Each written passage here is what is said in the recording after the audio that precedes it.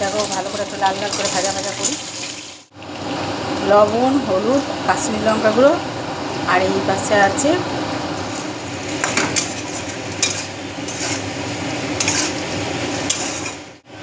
যে মশলাটা বেটে রেখেছিলাম সেটাও দিয়ে দিচ্ছি। ভালো করে এটাকে কষানো হবে ততক্ষণ না আলুটা সেদ্ধ হচ্ছে।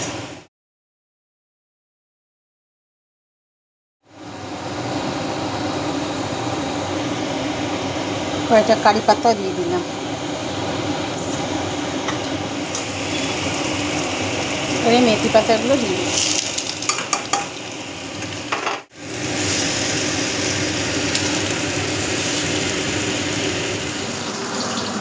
আমার হয়ে গেল মশলাদার পটল আলু ভাজা।